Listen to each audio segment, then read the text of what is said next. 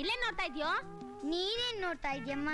ನಾನು ಪ್ರಾಚೀನ ಪರಂಪರೆ ಶಿಲ್ಪಶಾಸ್ತ್ರ ಓದ್ತಾ ಇದ್ನಪ್ಪ. ಎಲ್ಲಿ ತೋರ್ಸು, ನಾನು ನೋಡ್ತೀನಿ. ಇದು ನೋಡೋದಲ್ಲ, ಓದೋದು.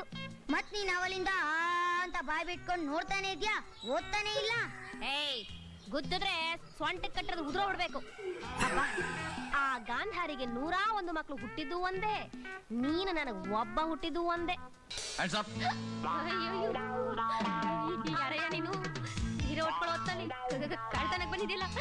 ಯಾರಯ್ಯ ನೀನು? ರಣಧೀರ,